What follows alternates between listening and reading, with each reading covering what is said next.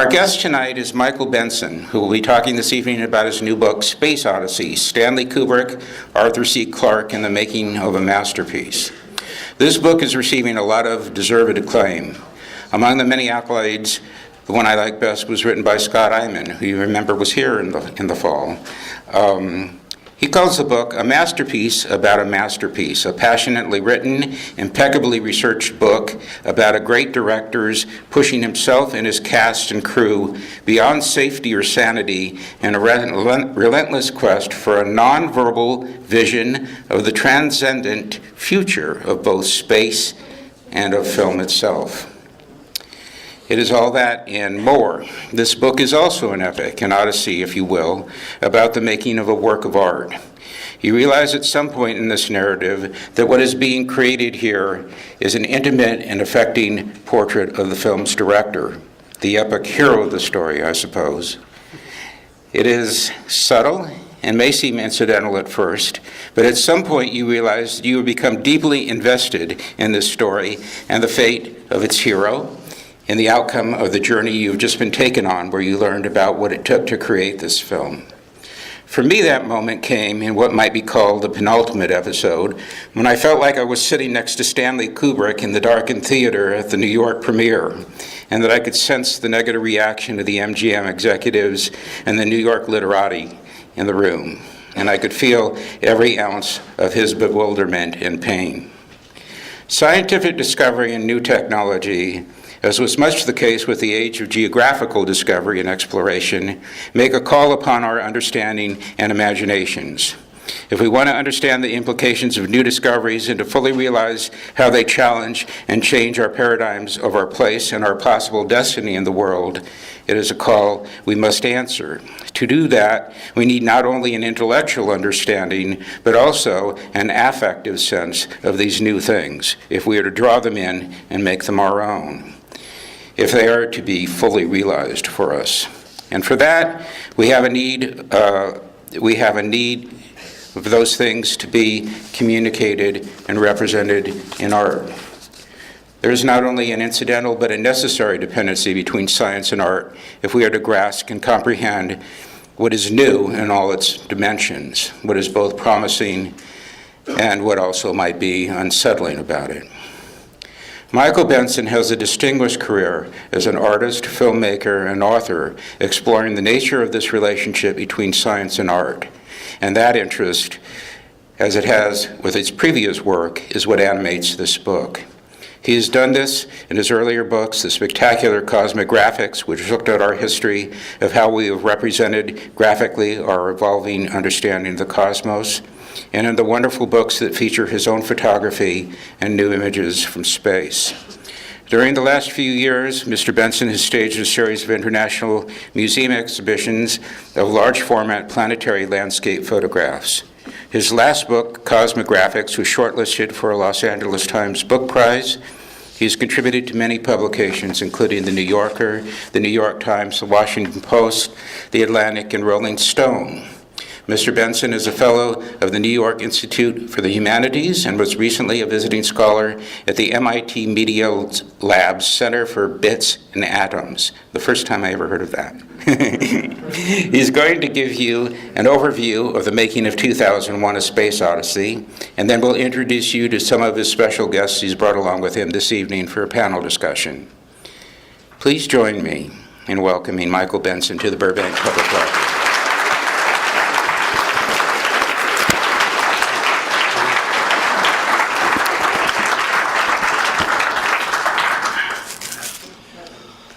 Well, thanks very much for coming out on such a, cold, snowy evening. I was just in Brooklyn, where it's still sub-zero, so it's nice to be out here. And I thank you, Hubert, for the beautiful introduction. And I want to thank everybody at the branch here for agreeing to host this talk. So I'm happy to say that Pederson, a visual effects supervisor who just raised his hand on 2001, is here. Dan Richter here is who played the lead man-ape, Moonwatcher. And Bruce Logan. Where's Bruce? Bruce Logan, who was an animator and worked closely with Doug Trumbull. They're all here. So after my talk, we'll have a roundtable discussion with them. So last week was the 50th anniversary of the premiere of 2001. That was in Washington, D.C. The first screening was in Washington, D.C., but one day later, on the 3rd of April, 68, 50 years ago, last Tuesday, that was the New York premiere, and that was really the Kubrick premiere. So in a way, that was really the premiere, when the Kubrick family was there. So that's the Lowe's Capitol Theater on Broadway, just above Times Square. And after 4 years of secretive production, development, secretive production, even more secretive post-production, not to mention many delays, this much-anticipated MGM Cinerama widescreen spectacular that Kubrick had been working on, in London, just north of London, finally premiered at Lowe's Capitol. Kubrick was there. His wife, Christiane, had persuaded him to wear a tuxedo, a very rare sighting of him dressed in anything other than a rumpled blue blazer. The couple was with their 3 daughters. The youngest, Vivian, seen here looking down, had a bit part in 2001. To honor the occasion, she was wearing the same frilly dress that she wore in the film itself. So you may remember Vivian. "Are you coming to my party tomorrow?" "Honey, I can't. Daddy's traveling." Kubrick was looking exhausted, even haggard, after 3 solid years of back-to-back 18-hour days working on the film, work that had continued really up to the last minute. People use that metaphorically, but this was actual, literal, hard labor up until the last minute. So contrast his appearance that spring with his fresh-faced demeanor in the summer of 2005, only 3 years before. You might think he'd been battling a dread disease in the hospital. He was only 39 years old. Also at the New York premiere was the director's close collaborator, the science fiction writer and futurist Arthur C. Clarke on the left, really the co-author of 2001, and actor Keir Dullea, the film's lead, who played astronaut Dave Bowman in the center. Apart from wearing that tuxedo, Kubrick did another uncharacteristic thing. He spoke briefly to the media. This is one of the extremely rare clips to be found of him doing any such thing.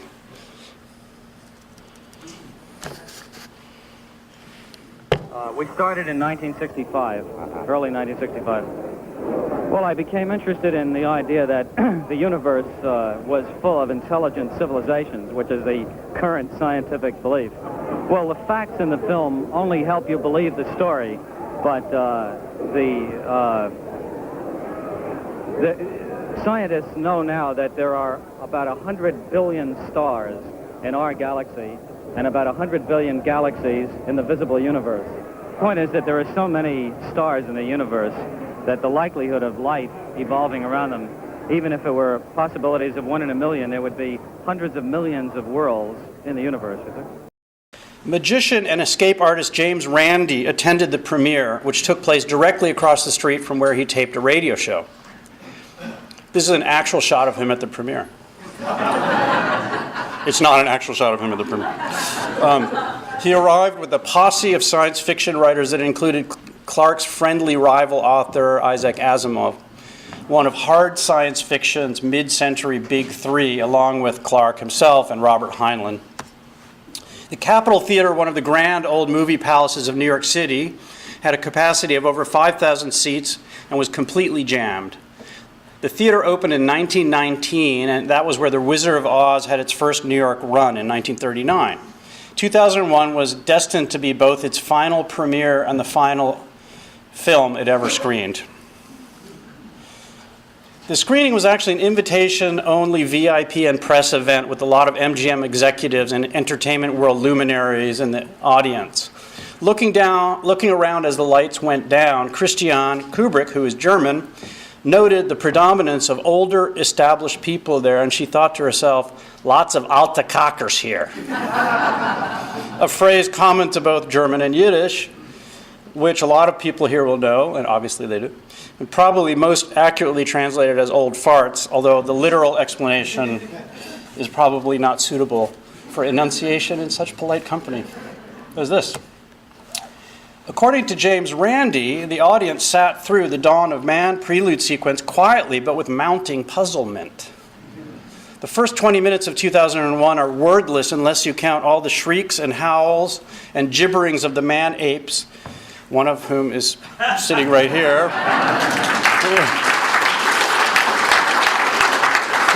He will later speak in highly articulate English.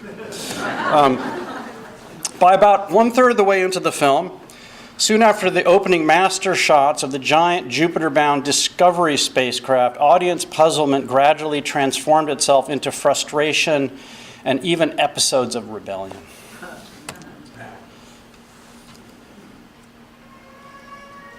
The first shots of one of two Jupiter-bound astronauts exercising in the wheel-shaped, artificial gravity-producing centrifuge was a miracle of how the heck did he do that?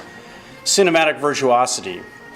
Without a cut or seeming change of camera position, the audience point of view changed seamlessly from what may have seemed initially like a shot midway up a wall to a view clearly looking up from the floor and finally looking straight down from the ceiling, unless, of course, the astronaut was running across the ceiling.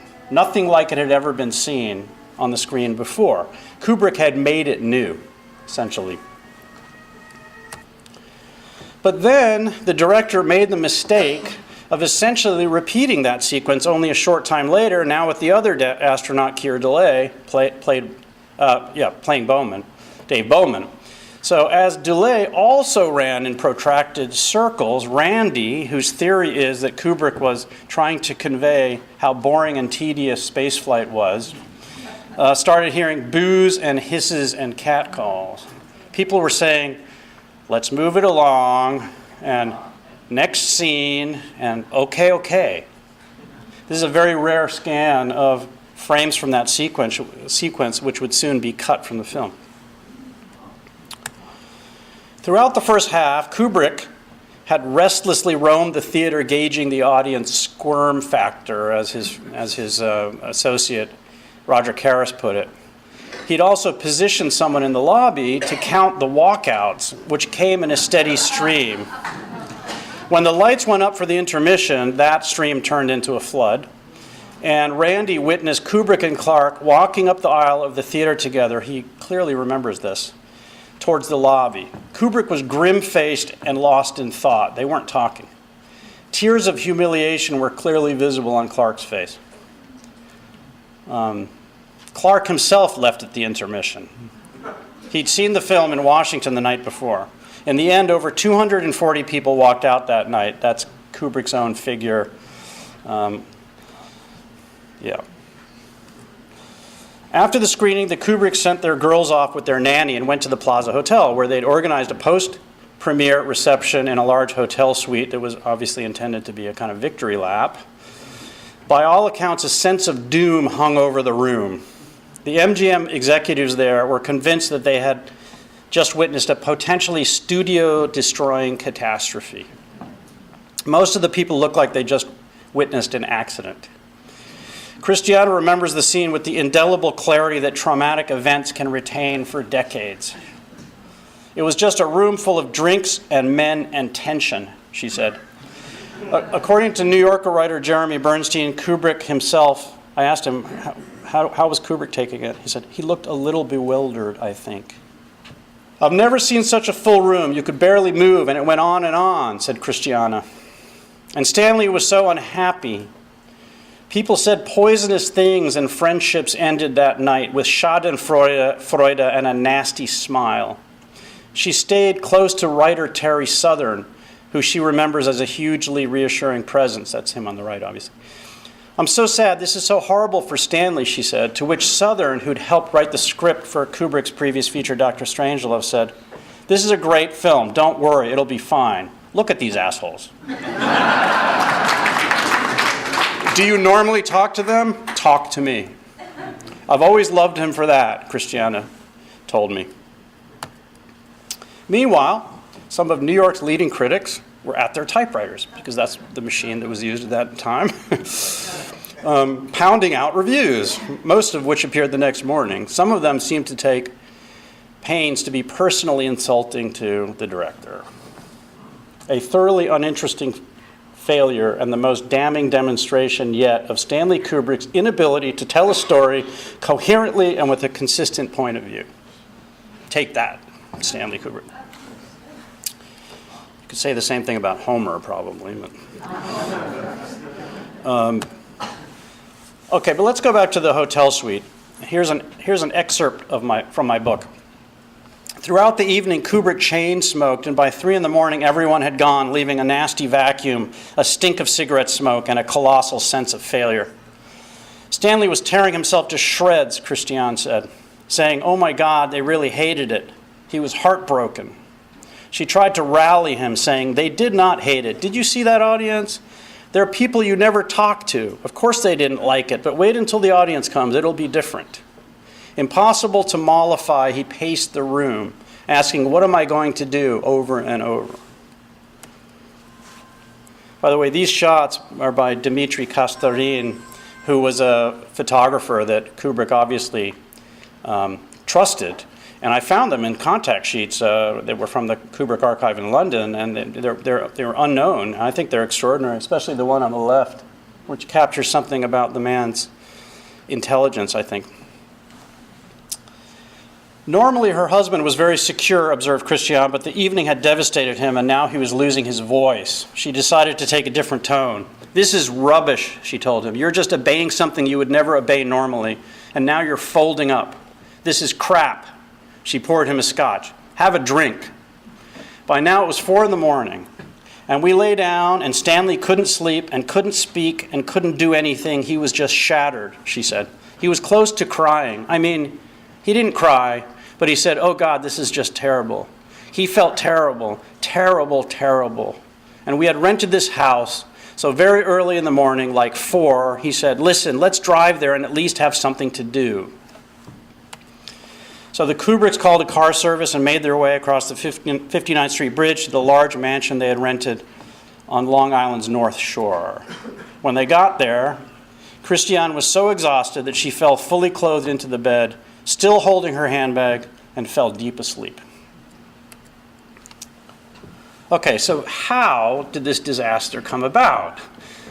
This potentially studio-destroying flop, Heaven's Gate, a decade before Heaven's Gate. How did this happen? To answer that, I want to rewind a number of years and jump from New York to the Indian Ocean island nation of Ceylon, today's Sri Lanka. That's Arthur Clarke on the left, with his boyfriend Mike Wilson and their dive equipment. Clarke and Wilson had moved to this island nation in the late 50s for 2 reasons.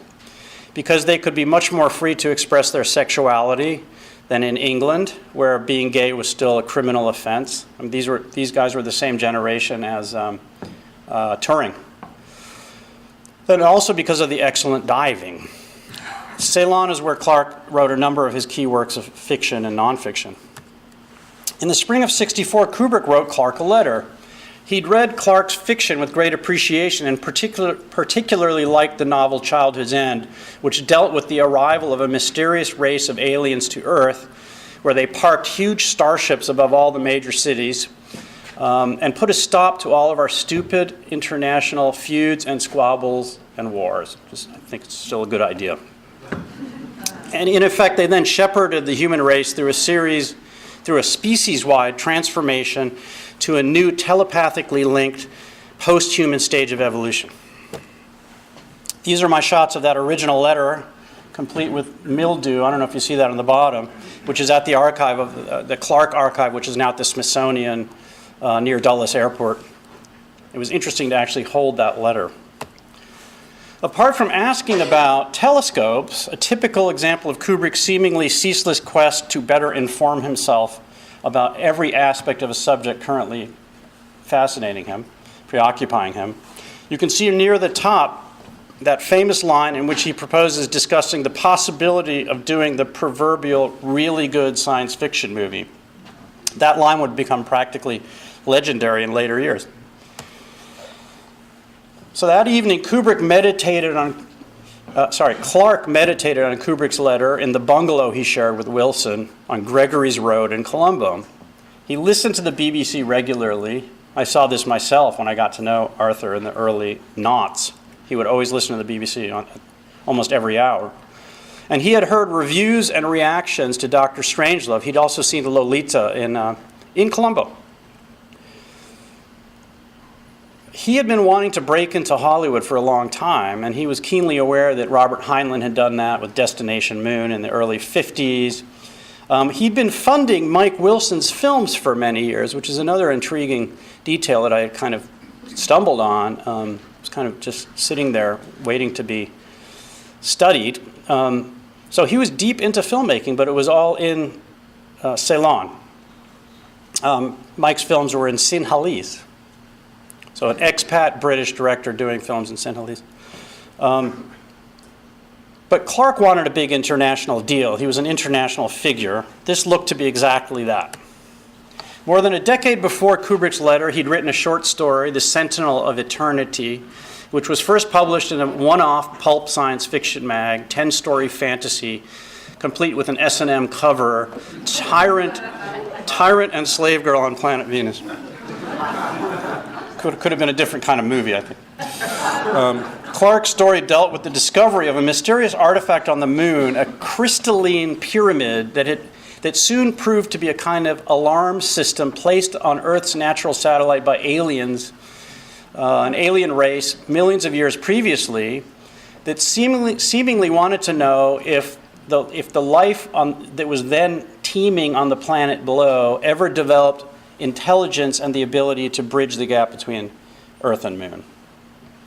In the story, Clarke calls his Sentinel a kind of burglar alarm intended to warn the aliens that Earthlings had developed spaceflight. As it happened, Clarke was due in New York only a few weeks after Kubrick wrote his letter to finish editing his Time Life book, Man in Space. So he took an Air Ceylon Comet jet to London, the first commercial jet. Was a British jet. Spent a few days at his brother's place in London, saw Dr. Strangelove, which impressed him. Then he flew on to New York City. He arrived in New York on April 18th, 1964, met Kubrick the following week at one of the director's favorite hangouts of Trader Vic's in the Savoy Plaza Hotel with its tropical motif, which Clarke had just left his tropical island, so I'm sure he was kind of amused by it. The fake tropics in there. And they quickly hit it off. They soon fell into 8 to 10 hour marathon talkathons. Clarke showed Kubrick how to use the Questar telescope, and these rare shots of him on the roof deck of the Kubrick's penthouse apartment at Lexington and 84th, I found those in the archive too. As Christiane recalled to me, Arthur was really like talking to the ultimate grand uncle who will absolutely tell you everything there is to know about science fiction, about science. They went on the roof, and Arthur showed him how to look up certain planets and stars. It's a hard thing to actually focus on one, and very cold, and we learned a lot from Arthur. We were just like children. Kubrick and Clarke walked all over Midtown and the Upper East Side. This shot is actually from '64. Discussing ways of making the proverbial really good science fiction film. Within about 2 weeks, the author had convinced the director to use The Sentinel of Eternity as the basis for a film. Kubrick actually had a BBC radio play that he wanted to turn into a film, which is another thing I uncovered, called The Shadow of the Sun. So Clarke had to convince him. They needed much more than that short story, though. Kubrick's intelligence and ability to absorb information for hours at a time greatly impressed Clarke. But he was also relentless, and Clarke later commented, "Every time I get through a session with Stanley, I have to go and lie down." Kubrick proposed they write a novel first, then base the film on that rather than writing a script. Neither suspected that they would continue with story development for most of the next 3 years, with plot elements coming and going and being radically modified even while shooting was underway. Clarke shared with Kubrick his conviction that the jump into space represented an evolutionary leap for the human species as significant as when life moved from the sea to the land. At one point that spring, he also made the point that the first tool users weren't humans but pre-human primates, and that even the most primitive tools forced their users to develop manual dexterity and even change their posture, for example, by walking upright. This shot was taken at the Museum of Natural History in Vienna, and it's Australopithecus africanus representations thereof. Quote, "The old idea that man invented tools is misleading. It's a half-truth," Clarke wrote. "It's more accurate to say tools invented man."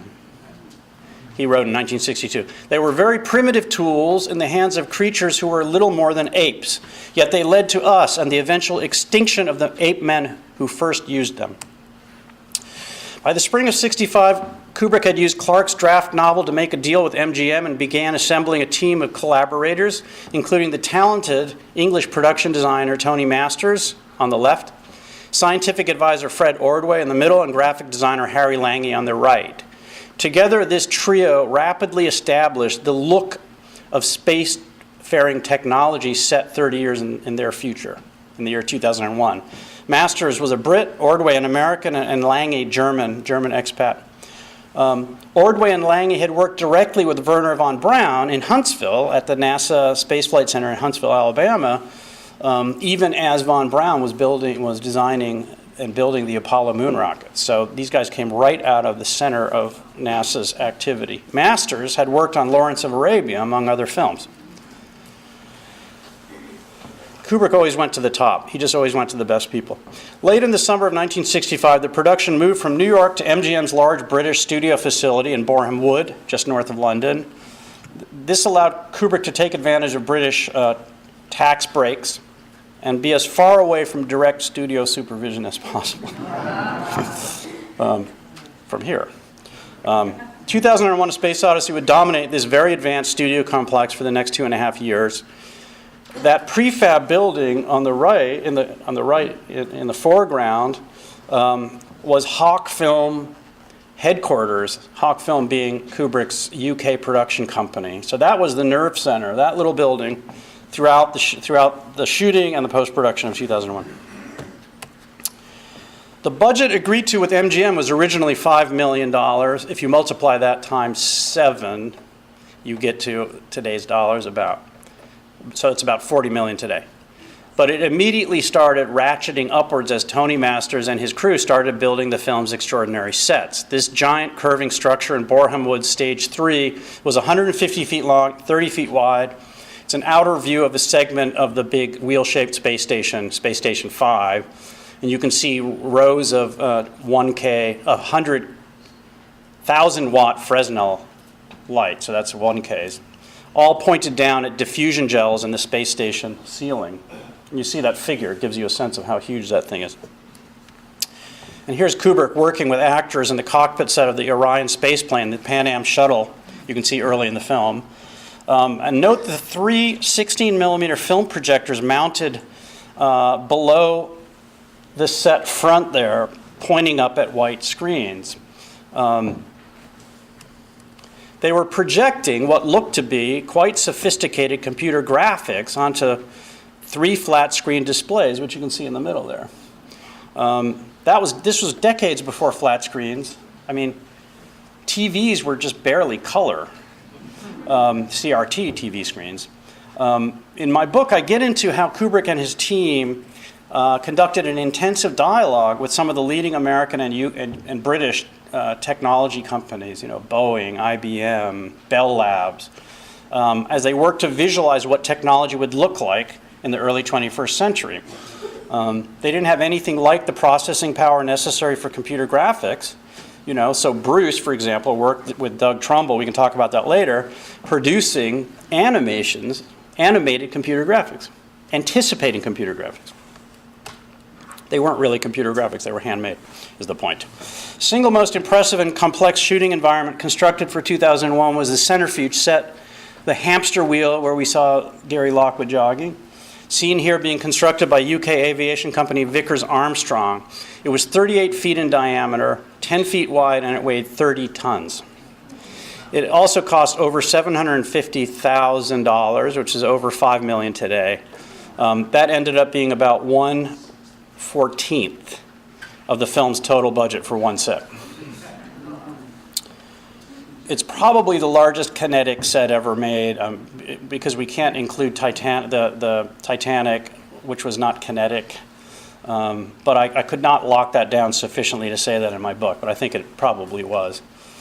The interior was, of course, produced by masters in collaboration with Lange and Ordway, those three guys that we saw earlier. Every detail was the result of intensive consultations with leading aerospace and computer firms, among other sources of expertise. Those mummy-like hibernaculums contain crew members in a state of suspended animation, the Sleeping Beauties referred to in one version of the script, which Jan Harlan, who's Kubrick's brother-in-law, said to me. He called them the popsicle people. Which I thought was kind of cute. Discovery's pod-based set with the HAL 9000 supercomputer dominating the center gives another example of 2001's collective design genius. As Masters recalled of his collaboration with Lange and Ordway, quote, "The strange thing was that we all worked together for so long that we began to design in the same way. Just like Georgian or Victorian is a period, we designed 2001 as a period. We designed a way to live, right down to the last knife and fork. If we had to design a door, we would do it in our own style." Live action shooting finally began in late December 1965 at a giant set meant to represent a pit dug into the moon's surface to expose the alien artifact, a descendant of Clarke's Sentinel. The shape of the object had gone through a half-dozen iterations before they finally arrived at 2001's famous rectangular black monolith. And you can see Kubrick is on the camera there himself. That was a very usual sight during production, and represents another reason why they were shooting in England, because under Hollywood Union rules at the time, and probably now, and also in New York, only the camera crew and cinematographer, well, cinematographer being part of the camera crew, could touch the camera. But Kubrick was a prototypical camera geek. He'd been a hotshot young photojournalist in New York. He operated the camera for a large percentage of 2001's shots. He also took countless Polaroids, which you can see in the bottom two shots, which he and camera assistant John Alcott were using as a replacement for traditional light meters. By the way, Kubrick also produced the film, directed the film, well, we know that.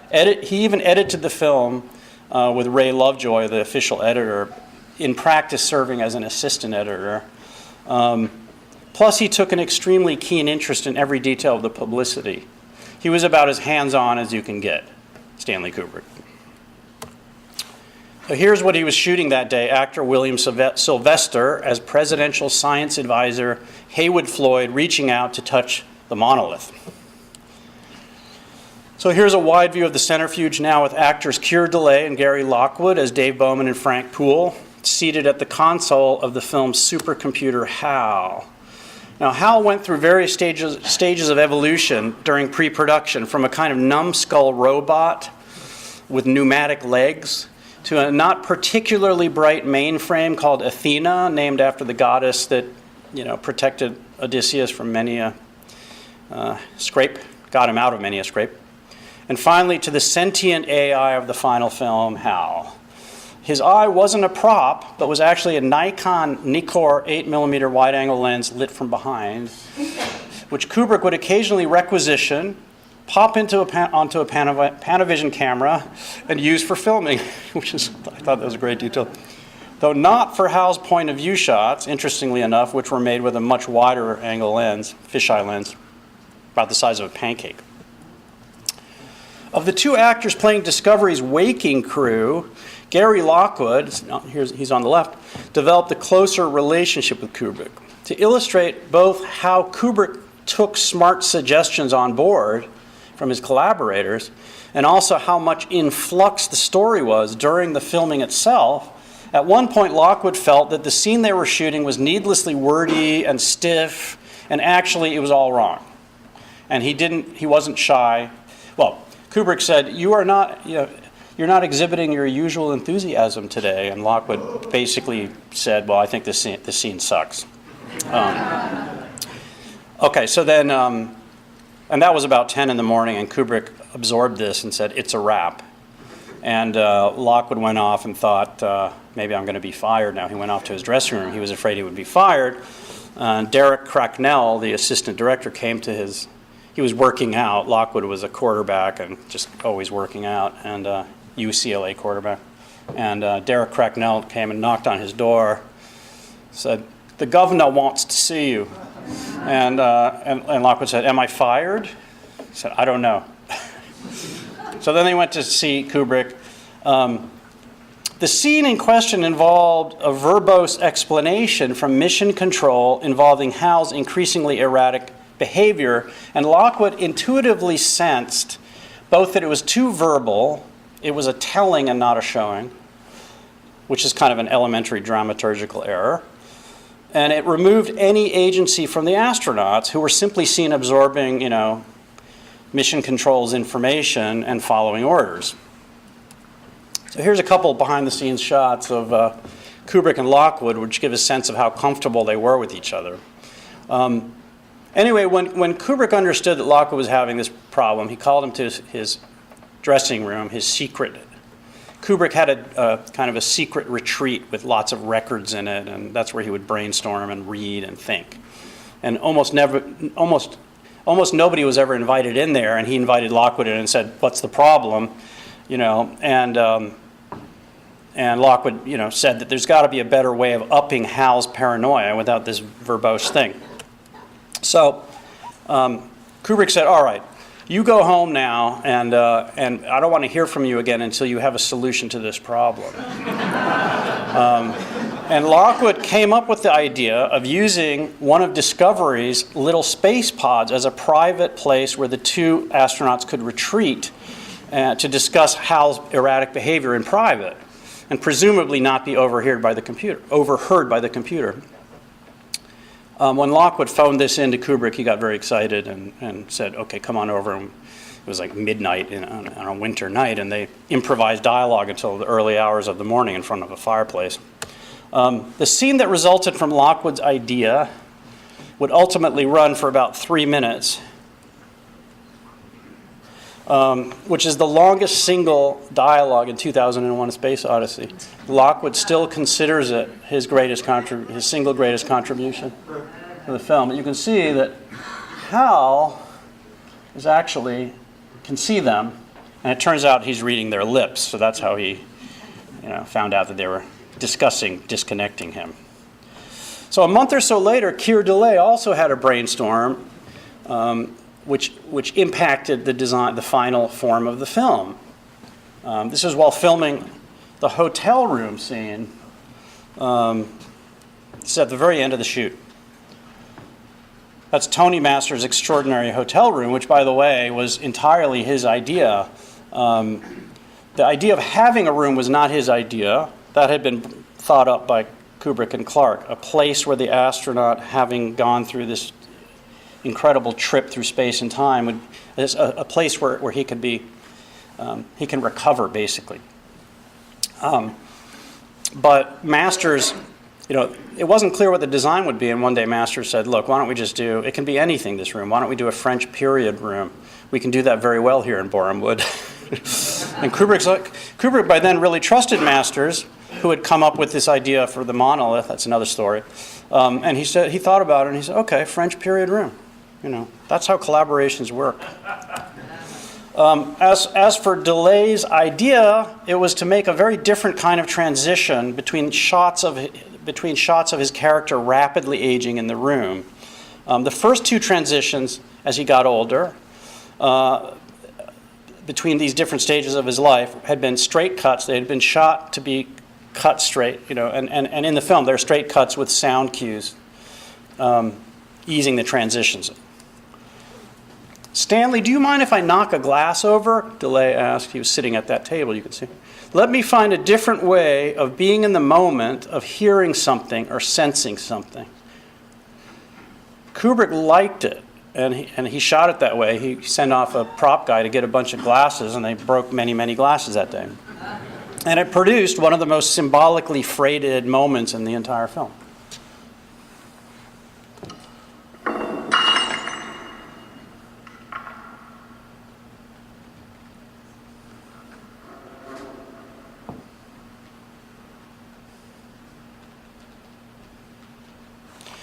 Kubrick listened to his collaborators. After the live-action production with the actors was over, various forms of post-production commenced, but they were actually production by another name because there was so much still to be done. I mean, there were so many visual effects things to do. And one aspect of the making of 2001 that has gotten little attention was stuntman Bill Weston's extraordinary zero-gravity spacewalks, which took place 30 feet above a hard concrete floor with no net, with him dangling from thin cables in a hermetically sealed spacesuit. In order to simulate zero gravity, the camera had to be positioned directly below Weston in the suit, which hid the wires that were suspending him from the ceiling. The result was extraordinary shots like this one, which I would say remain unrivaled in their accurate depiction of the effects of weightlessness.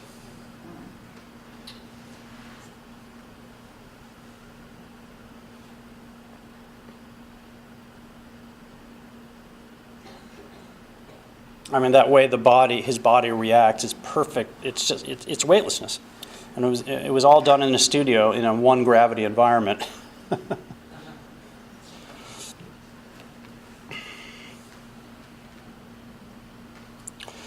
One of the production's most difficult problems was how accurately to represent a prehistoric human being.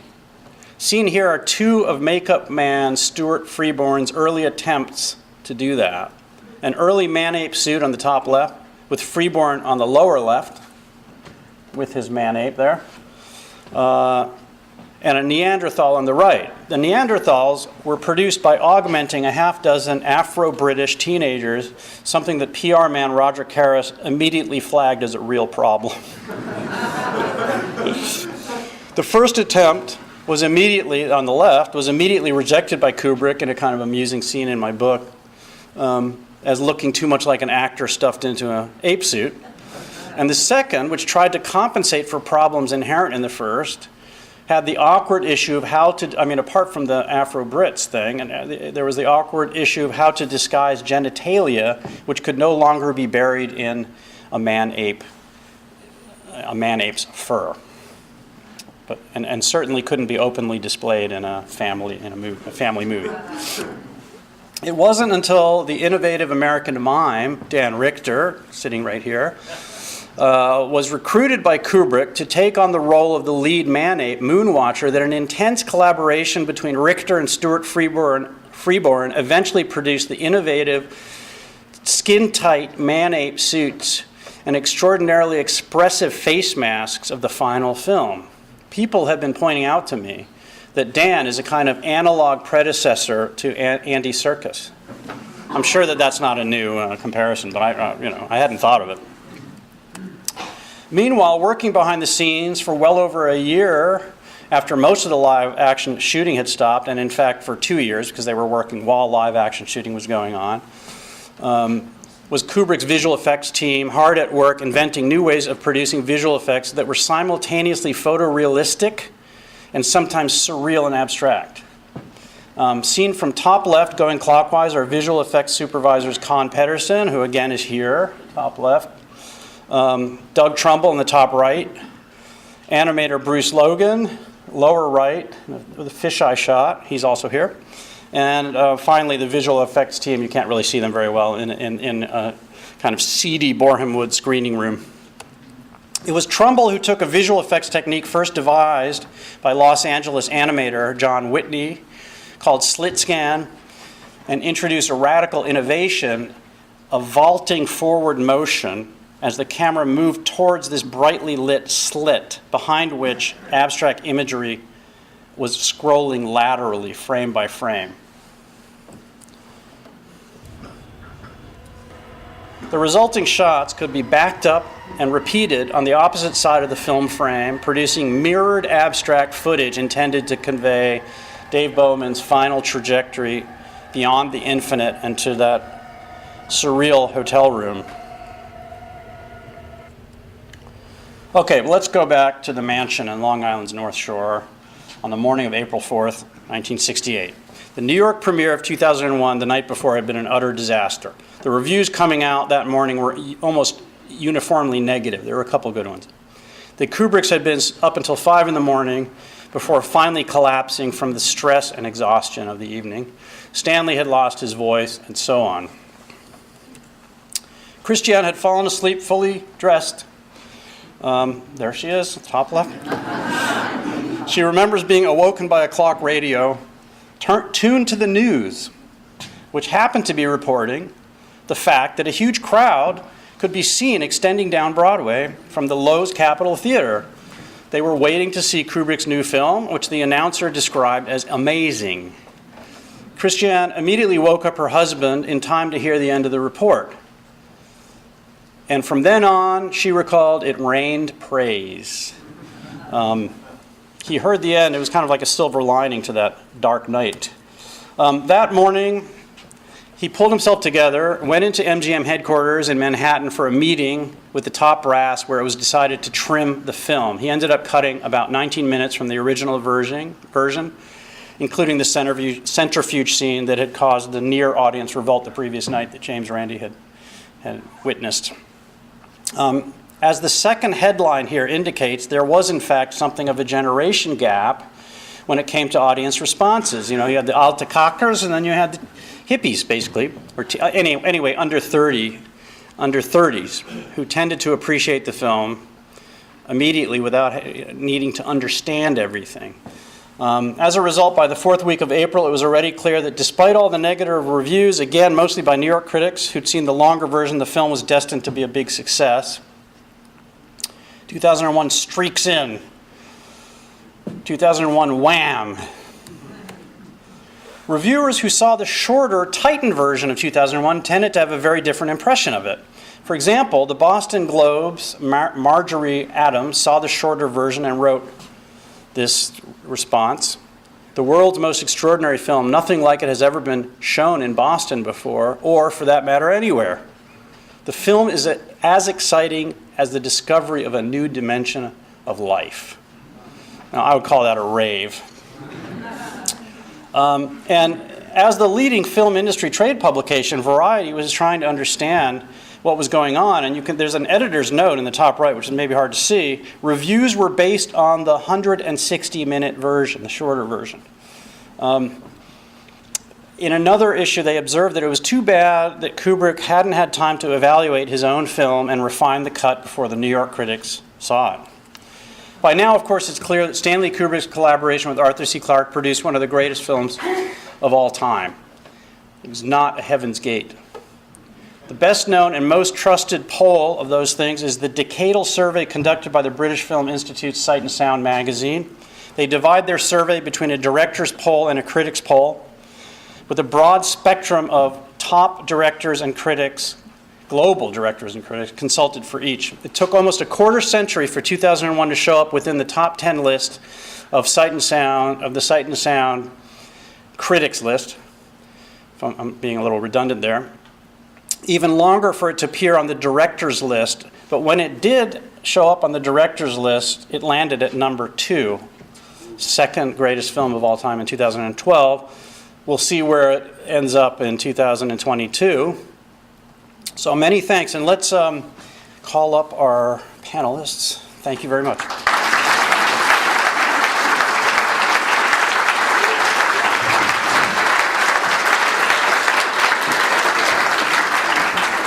So this is Dan Richter, Con Pederson, and Bruce Logan at the end. Can you hear me? Yes.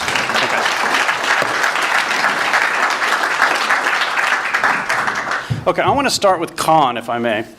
Can you describe your first impression of Stanley Kubrick when you met him in 1964 in New York City?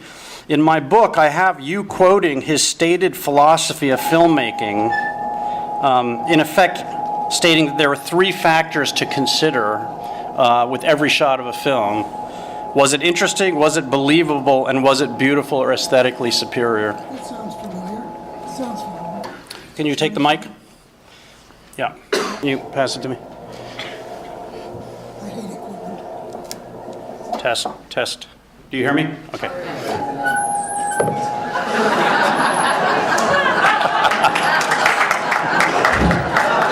Open the pod bay doors, Hal. When Arthur Clarke came from the airport, and he ran into my office, and he said, "Are we going to Jupiter or Saturn? I got to finish the book." And so I looked at him and I said, "Well, Saturn's twice as far, and we don't know how to do the rings, so we're going to Jupiter." Imagine conversations like that at NASA. But what was your impression? What was your relationship with Stanley Kubrick like? Tony Masters described laughing so hard when he was collaborating with Stanley in New York in '65 that they had to stop working because they were having such a good time. Well, we got along great for 2.5 years, and I don't know why, but for some reason he must have liked me, I guess. But my office was down at the end of the hall from him for protection. I kept all the storyboards. And what was your impression of Arthur? I liked the guy very much. Okay, I want to move to Dan, if I may. Keir Dullea, who played, of course, Dave Bowman, the surviving astronaut, has been quoted as saying that that scene where you, I should just play it, but everybody's seen the film, where you just intuit that a bone could be used as a weapon. It was his favorite scene in the whole film. And so I wonder if you can tell me about shooting that scene and how you prepared for it and how you came up with how you portrayed that moment. Well, to think about working with Stanley, also I had a great time with him all the time. We were laughing all the time, and it was obsessive, I guess, but he was. We were all obsessive, so it all worked out. That scene, the thing is that the point is that we really didn't do a lot of rehearsing. We rehearsed how we would act and react in a general sense, but not relative to the script. So almost every page of the script we shot, it was brand new. And a lot of people talk about Stanley doing lots of takes. He did lots of takes because we would discover things. We weren't trying to do the same thing over and over again. Every take we'd incorporate what we learned from the last tape. And basically in that scene, I got up there and Stanley was down there. I had the mask on so I could talk to him and he could talk to me. And I looked down and I saw him put this, portrait lens on the camera. So I knew I'm going to be gigantic. And so I figured, so I'll make the movements as small as possible, as tentative as possible. I'll give that a try and see if he likes it. And the other thing is, from an acting point of view, I had my character, I had all that, so I wasn't worried about that. I could play Moonwatcher doing, shopping at Whole Foods. It wouldn't be, I could do that. So I said, okay, you have never used a weapon before. Nobody has ever picked any, done anything before. So I just sort of concentrated on trying to figure out how to do this thing and to do it be aware that I'm filling the screen and I'm gigantic and to as tentative as possible. And the only thing I did for the script is I cocked my head a little bit to show that I'm getting an idea, But this, Moonwatcher's not very bright, And you got to remember that, my character I called Joe, and he was this paranoid, aggressive, stupid guy, and I had, I'm going on too much, but I had always played this character before the movie, and so I used him for Moonwatcher. Right. One of the almost subliminal and yet highly persuasive elements of 2001, which helped to give the film this sense of futuristic plausibility, was all the computer graphics that were, and the codes and so on that were winking and blinking and jostling each other on the computer screens around Hal's face and also in that cockpit and various other cockpits. Can you describe your role in producing those and how you did it and who you did it with? I worked on this movie where no computers were used at all to make the film, except perhaps the adding machine in the accounting office. They didn't exist. And then later on, I went on to work on one of the movies that used the first CG, which is Tron. So I had a big transition there. But they were animation techniques that I suppose the thing that differed from anything I'd done before is we used a lot of backlight and used colored gels and diffusion filters, which gave it a kind of a really radiant look to it. But like the hibernaculum readouts when they're going and they're EKGs and heartbeats. Those were pretty amazing. I'm really proud of those in terms of that they really do look like your electronic readouts. Doug Trumbull, was a brilliant designer, and You worked closely with Doug. worked very closely with. He was the head of the him. animation department, right? Yes. Yes. Yeah. And you were like his top animator, Well, basically. yeah. I mean, Doug had the run of the studio, so we got to go. I don't think Stanley knew that. I don't think he did either. He just. I think you probably knew that. Right. Doug would be up in the ceiling dropping, clay balls onto models, making miniatures and stuff, as well as. To make the lunar surface, he was dropping balls on top of wet clay, right? Right. Yeah. But, I was just a 19-year-old kid that was hired onto this movie. That was you. That was me. And I would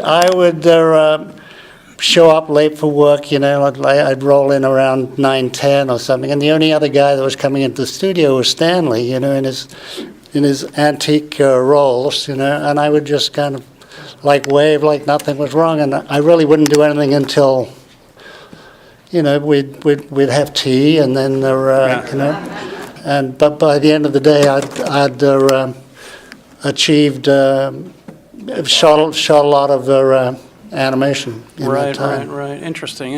And you had been working in an animation studio that was originally not part of Borehamwood, and they hired you out of it. They actually fired the studio and hired you, basically, right?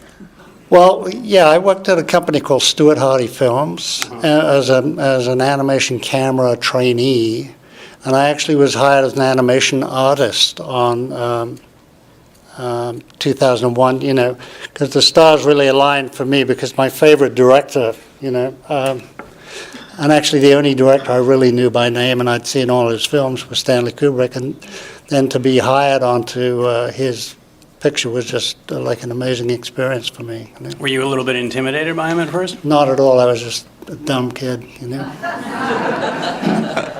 Okay, let me ask Dan another question, if I may. Why don't you just pass that? Why don't we pass that, and I'll just have this. In my book, I have Bill Weston, the stuntman, describing Kubrick's, quote, funky moral turpitude, that was the phrase he used, concerning safety issues.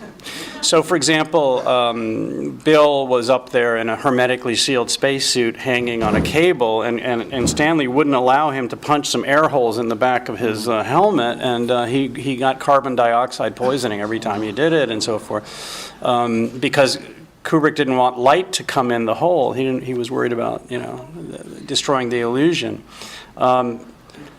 But I should say that Bill Weston, in the end, said that he was most proud, and he worked on all the Bond films. He worked with James Cameron. He worked with everybody, and did stunts for decades. And he said the film he was most proud of was 2001. But in my book, I have you quoted as saying that these man-ape masks were basically also hermetically sealed, and you were under these extremely hot film lights and doing extremely exhausting, basically calisthenics as you were filming. And the quote is that as soon as you put that mask on, you start to die.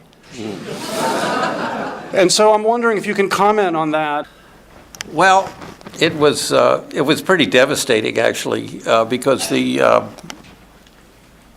Stanley was always he was always reaching to get that next level, to get that perfect shot, and I don't think at heart he was a very careful man. He was very he didn't want to do anything. He didn't want to hurt anybody or do anything wrong, but he would just sort of get a little lost sometimes in that reach. And because of the front projection system we were using, we needed to have an immense amount of light on the set, so that, I'm not a technical guy, but it had to do with color temperature between, so that it didn't look like it was, would look real. Just to provide a little bit of information about that. So the Dawn of Man sequence was shot in the studio, but the backdrop images were shot in Southwest Africa.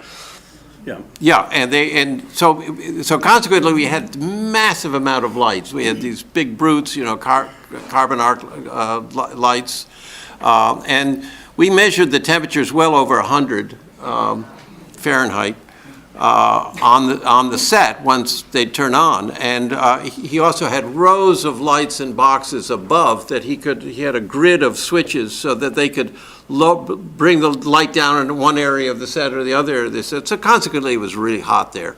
Costumes were very tight. Physically, what we had to do was quite complex from a choreographic point of view. We were moving our lower bodies in a different dynamic than our upper bodies, et cetera, et cetera. Plus, we had these masks on, which it was really hard to breathe in them. What happened is that my guys went on strike. Really? Yeah, they said they're going to walk out. They can't do this. It's too dangerous, whatnot. And Equity came in, which was the British Union that covered it, and said, "Oh, this is a big deal." And we finally cut a deal with Stanley where I think we couldn't. The takes couldn't be longer than a minute, a minute and a half, something like that. We had doctors and nurses standing by with tanks of compressed air and these tubes, and they would shove the tubes in our mouth and shove the compressed air and put the compressed air into the costumes. And once we had the masks on, there was a certain amount, et cetera, et cetera, et cetera. So it was very, very difficult, very difficult. We also had, I had to do most of the close-ups were done on me. I would wear different masks. And I have blue eyes. And apparently Australopithecus Africanus don't have blue eyes, So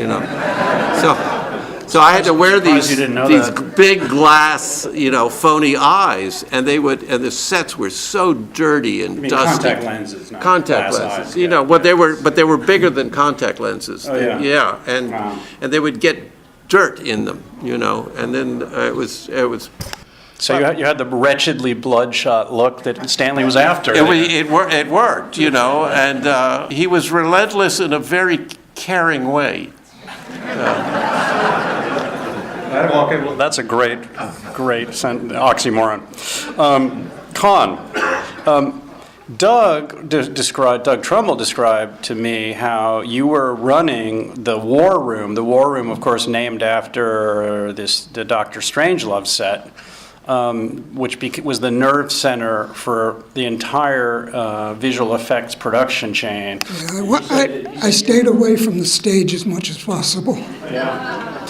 And he said you were the smartest guy in the room, and that there's no way 2001 would have been made without your work, that you were a key figure. And so I wanted to ask you, about two things. One is about kind of policing the logistics of this highly complex film. Maybe you can tell us what a held take was, for example, and just about this post-production, bureaucracy in a way that you were running.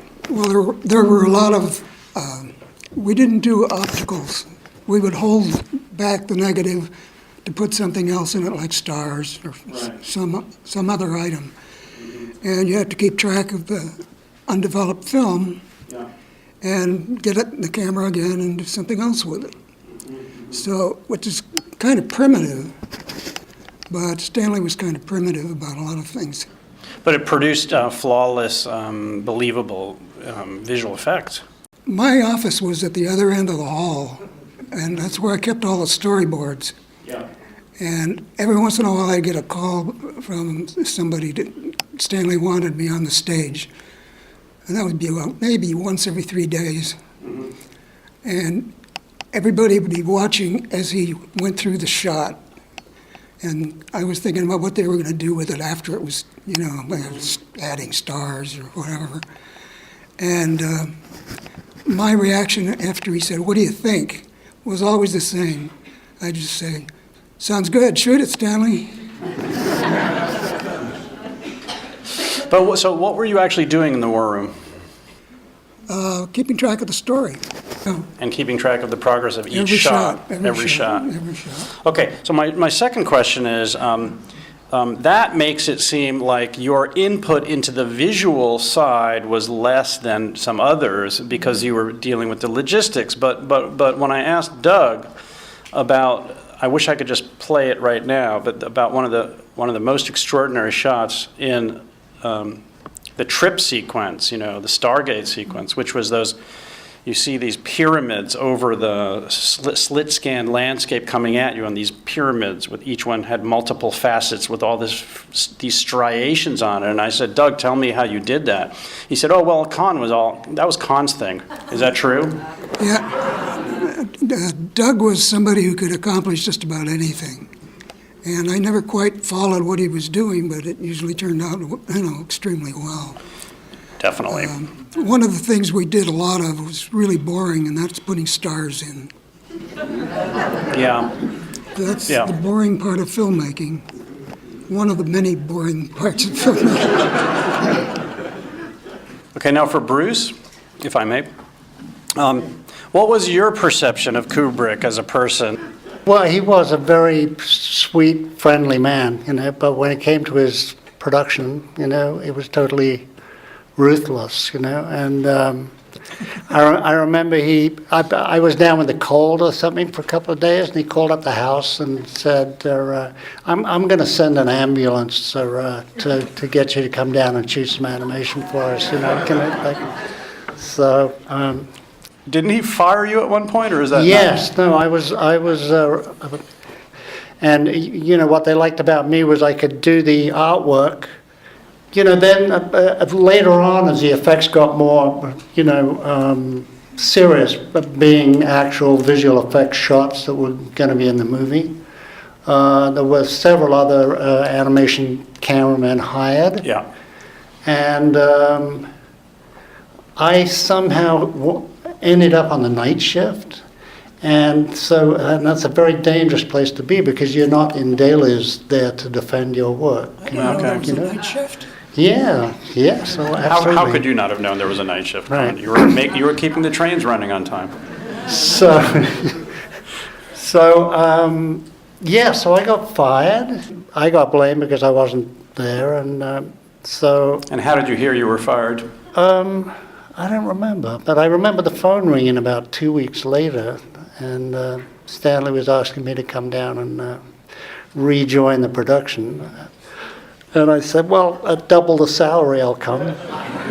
And Did he do that? he did. I think that's probably a great place to open it for questions from the audience. I do have a story with Kahn, because Kahn would come up and, there'd be a shot on one of these held takes that he's talked about, and they'd kind of analyze the footage, and all the maps were hand-drawn.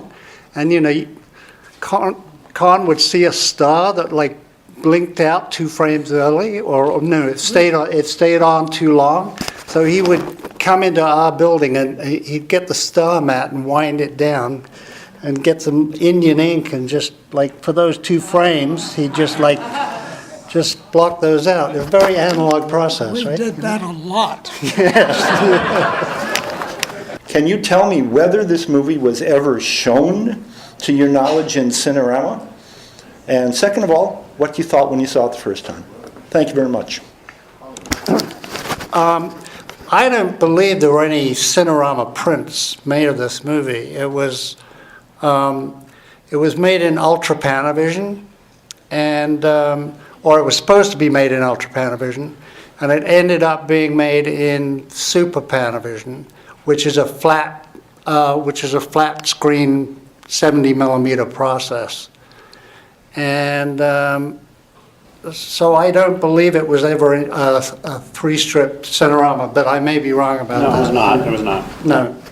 But anyway, when I first saw the movie, and for the next 20 years, it was just a bunch of shots that I'd worked on strung together, and I never really got it. But, 20 years later, I was able to see Kubrick's genius. Well, we just watched the film the other night, and I hadn't seen it for 50 years. And it looked similar to what I remember. Well, let's hear more. I would like to hear more about your reaction. The thing that struck me about it was that I'd forgotten how slow it was. And I loved the ape scenes. Because I remember shooting a lot of that stuff when it was fun. But my recollections after half a century are pretty fragmented.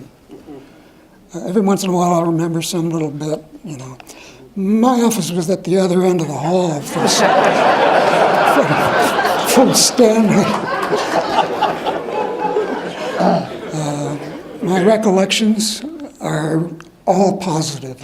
Right. Whereas a lot of, he's had a lot of bad press, so to speak. Yeah. But my relation with him was amazing. Well, I hate looking at myself. If you're an actor, you hate looking at yourself on films. And I did see it at the premiere in London, and all I could see was the seams in the costume and I'm standing up too straight, so it was all just technical. And but it wasn't until about 10 years ago when there was this screening, it must have been the 40th anniversary or something like that, and I suddenly saw it for the first time, and I thought, I knew we were doing something pretty good, and I could see it, and that it was wonderful. How is it that MGM would give Kubrick all this money to make this movie and all this freedom and do whatever you want without reading the script and saying this isn't a complete script, this doesn't make sense, where's all the dialogue? How did they trust him so much to just give him all this freedom to make this movie? That's a great question. Well, there are a couple reasons. One is Bob O'Brien, the studio head, who had complete faith in Kubrick. Why did he have faith in Kubrick? Kubrick had shown that he could handle a huge budget production with Spartacus, which got all these Oscars and made a lot of money. And then he had just finished showing that he can achieve absolute critical and commercial success with Dr. Strangelove. And so he was Bob O'Brien, unlike a lot of studio chiefs, and I base this on Kubrick's own praise of, he was the CEO and president of MGM at the time. He had, first of all, he was kind of a leftist, and he was not offended by Strangelove, because there were a bunch of conservative studio people who really were. But also, his tendency was to trust a director's vision and to give them the resources they need to do their work, which is, of course, paradise for filmmakers. As for giving a green light to a film that didn't really have a script, that was pretty ballsy. I mean, there's no doubt. But it worked out. It could, if with a lesser talent, but this was not a lesser talent. With a lesser talent, it would have been a huge, it could have been Heaven's Gate. It could have sunk the studio, but he brought it off. It was kind of a miracle. Was there ever a feeling that NASA may be portrayed in a less than positive light in the actual script or the actual plot of the movie compared to the technical accuracy of trying to represent what NASA might be like 30 years in the future? Yeah, great question. So by the way, Clarke saw Strangelove, as I said, on his way to New York, and was impressed by the technical accuracy, particularly of the interiors of the bomber. And I think you were alluding to the fact that the Pentagon also got kind of alarmed by the technical accuracy of the interior, which was assembled from photos in magazines and so forth that were unclassified. So Clarke thought it boded well for the project that they were going to be discussing, that Kubrick would have such an eye for technical accuracy. It wasn't called NASA, but yes, but this is a fiction. And it was the height of the Cold War when the film came out, and it was easy to imagine such a scenario. It didn't necessarily cast aspersions on NASA so much as it was just. And that's a link between Strangelove and 2001, of course, that they were hiding that they found the alien object. The Russians wanted to know what was going on up there, and they were keeping it all. It was a national security matter, which led to the computer going haywire. But I don't think NASA, you can't blame NASA because that was above their pay grade that they would be kept secret, basically. Yeah. Danster, I got a question for you. Could you talk a little bit about what you went through to get the chimps and the humans and the ape suits to work together? Boy, that's a long one. I know that. Yeah. I wasn't going to say briefly because I thought you'd get pissed at me. When I first got there and I showed Stanley, I had this idea of that it was an acting problem, not a moving problem, et cetera, and that we had to grab the audience by the you-know-what early, and how I would do it. And he said, well, that's great, and we're going to shoot in 10 weeks in Altea in Spain, or Almeria, one of the Spanish things. And I said, that's going to be impossible. It's going to take maybe a year, maybe 6 months. Well, it took us 8 months. And we reached the point where we realized that we actually had to cast people to do this. I needed 20 people. And I was going to be Moonwatcher, so all the rest of the people had to be smaller and skinnier than me. And we reached the point where Stuart Freeborn and I realized that we were going to have to cast to the costumes, not make the costumes to the people, which made it even more complicated because it was taking so long and these costumes were so complicated. So what can I tell you? It just took a long, long time. And same time we had to train the animals and work with the animals, and we had the baby chimpanzees working out, living next to us, and etc. It just took a long time, and thanks to Stanley, he let me do it. Nobody else would have. Let me take the liberty of asking you a question now that you were talking about this. Tell us about the leopard attack scene. Well, we had a leopard and we had a lion. And we kept him down at Southampton Zoo, and I would go down there and we had Terry Duggan, who was the stunt guide. He would wrestle with the leopard and the lion. And the thinking was, okay, he's the leopard or the lion, whichever. Stanley finally chose the leopard. Thought we were going to use the lion for a while, and we figured, okay, it's used to Terry. It'll just run at Terry, So so we got set up for the first shot, and so Stanley said to me, well, you should I want some more people up there with Terry. And I said, well, the guys were probably a little nervous about that, Stanley. And Stanley's in a cage, They built this cage. I'm looking down there. He's talking to me from inside this cage, So I said, okay. All right, so we put a couple guys on the edge of the frame, you see. And then I got between them and Terry, so that the idea was that if the leopard started messing around, it would go for me first, and then Terry could grab it, and then the other guys would be okay. So the first take we got at the leopard came. The leopard didn't know what was going on, in this completely strange environment. So he jumped down and started running at me, And listen, I'm not a leopard guy, And so Terry ran over and grabbed the leopard, and just before it got to me, and he's rolling around, and I'm, etc. And so that was the first take. Anyway, we can go on, but we finally were able to get the leopard to jump on Terry and not chase me around. I understand that early on there was some consideration for showing alien beings. Could you describe the process of not showing them? Was it a design thing, or you just couldn't get it right? Well, we did try to make aliens. Stanley and I were working on aliens right to the end. The problem is, and you guys might be able to speak this better than I, but my understanding is that, well, first of all, not seeing the aliens, I think, is probably much more interesting. makes the audience do something in their head. But Stanley was trying to get an alien. In fact, at one point, after we had finished shooting and I was still around helping out, he painted me white and put black polka dots. No, it was painted me black or painted me white. Do you remember? Yeah. Anyway, he painted me and covered me in polka dots it was white or black, and put me on a background of polka dots on white and black, and on a turntable that was all covered with that, and shot in high contrast film. And the idea being is the alien would be like points of light in a field of light, and that if I didn't move, you wouldn't see me, but then once I moved, you would see me.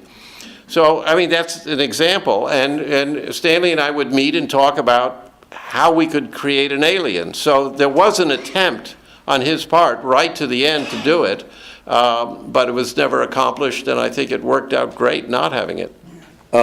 First of all, I just want to say the design of the film holds up more than any film ever as far as the technology, those spacesuits, every bit of the design of the film is outstanding.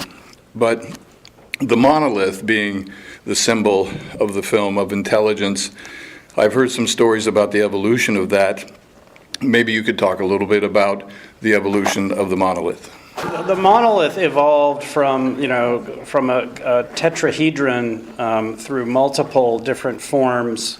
And then finally, it was because Kubrick wanted it to be plexiglass. He wanted it to be clear, a magically clear object. And then Tony Masters went to this plexiglass, they called it Perspex in England, plexiglass, and went to a Perspex fair in London and chose the best producer and said, I would like to make a pyramid. Oh, really? How large would you like it to be? Oh, I would like for it to be, 14 meters high or something. Oh, that's an awfully large pyramid. What do you plan to do with it? Well, we plan to put it on top of a mountain in southwest Africa. So then the end result of that was the Perspex guy said, it really won't cool well. It might crack. It might be better if it's kind of like a pack of cigarettes. Then it will cool correctly. So Masters went back to Kubrick, and Clarke, was always consulting with Kubrick, and they consulted on that, and they decided, on the aspect ratio of that, but they decided, okay, it'll be rectangular then due to technical restrictions. So then it was produced in plexi, brought to the studio at huge cost, biggest piece of plexi ever cast up until that date. It cost as much as a home in London, and they were not cheap then either. It was set up, lights on it, and Stanley was brought, and his first reaction was, "Oh no, it's too green." And Masters was like, "Well, yes, Stanley, it is. It's a lot of, perspex, Stanley." And so he said, "Shelve it." And then they were walking back to Kubrick's office, and Kubrick was saying, "Oh God, that was really a mistake. Oh, this is terrible, And Masters, who had a reputation for thinking on his feet, said, "Stanley, why don't we make it in black, the same shape but black? Then nobody will know what it is." And Kubrick looked at him and said, "Yeah, let's do it that way." That's the evolution of the monolith. Yeah. Okay, let's say one more question, and then we can do a book signing, huh? Hi, I had a question for Mr. Logan and Mr. Pederson. What were some problems that you faced in portraying Kubrick's vision, and what was the most interesting thing about making this film? The most interesting? Is that what you said? The most interesting? 700 days. Were interesting. I think that what you've got tonight was a smattering of insights into Stanley's experimental nature. He liked to fool around with ideas. Fortunately, I was at the other end of the hall.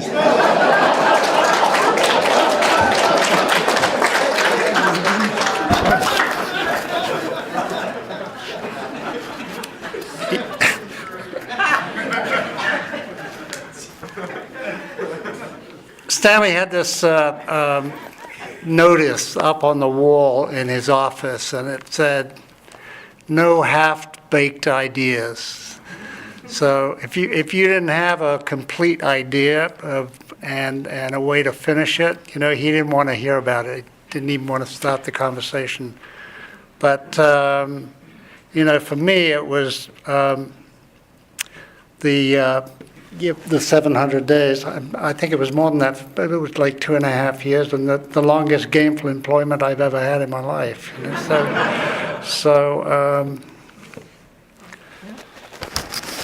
I agree. It was a couple of years of probably unprecedented movie making.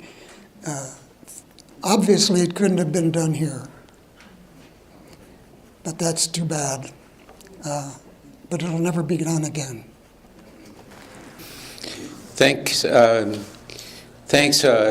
all of you gentlemen for coming tonight.